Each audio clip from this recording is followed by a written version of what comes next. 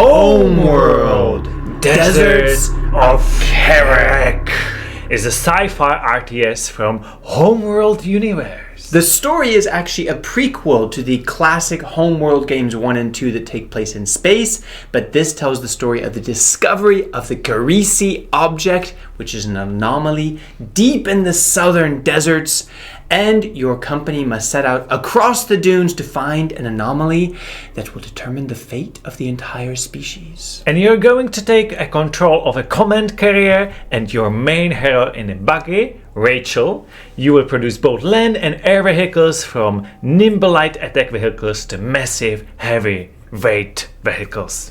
During each mission, your role is to gather resources, choose which research you do, and then use those together to build turrets, units, and weapons of mass destruction to defeat the enemies that will certainly descend on you like a swarm of desert locusts. And this game is about tactics. You're going to be able to pause the game and deal orders, and you're going to be able to go to special tactic overlay where the important things are highlighted.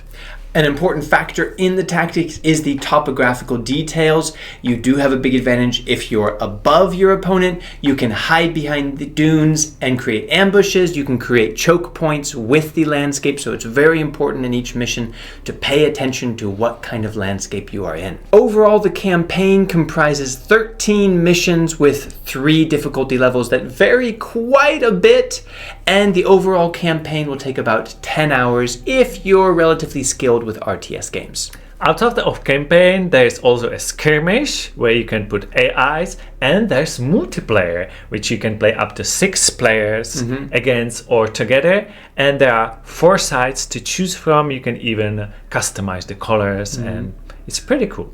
So that just leaves one question. Should you play it? But first, you should know that this game will be completely free from the Epic Games Store the week starting August 24th, 2023. You'll have a week to claim it, keep it in your library, install it whenever you want, and that is what we do on this channel. We play and review every free weekly game on the Epic Games Store, so subscribe and you'll never have to be bored again. I think that makes the whole Homeworld series to be free on Epic now.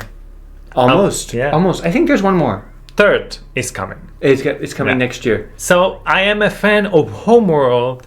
I like the first one in the space. If you've played the first 2 games, you're gonna be right at home here. It feels quite similar. The control is, it's still kind of annoying that the camera control is not on VWSAD, but on arrows.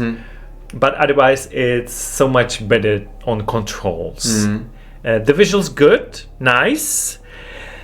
There is a terrible optimization. Even now, after 7 years, when we have so much better computers than at that age, and our CPUs and GPUs are burning from no reason, the game doesn't look that good. So when you have a lot of units, it might be slow for no reason. So that's bad. But the campaign is good, atmosphere is good. I like the sounds as well, even though there's not much music playing in the background.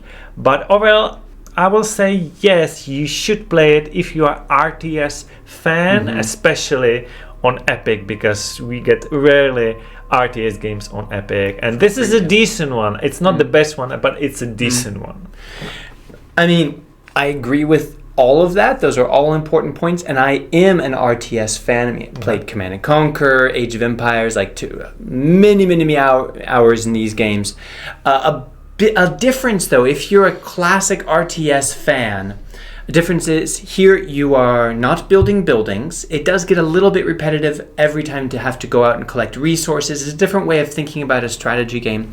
Also, a huge factor that changes things up, for better or worse, is the troops and resources that you have at the end of a mission continue on to the next mission. So this feeling of attrition throughout the campaign raises the tension, but also means that if you barely survive one mission, you're probably screwing your chances to continue in the campaign. You will probably have to replay that mission.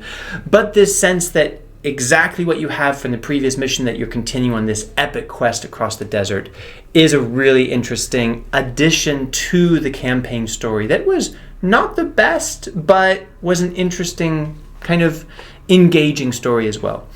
Put all this together, I actually have the same conclusion. It's not the best RTS, not the best free game we've gotten, but if you're a fan of the genre, since it's for free, this is definitely worth giving it a try. And the campaign is just 10 hours, so just to get through that for the experience, I think it's definitely worth it.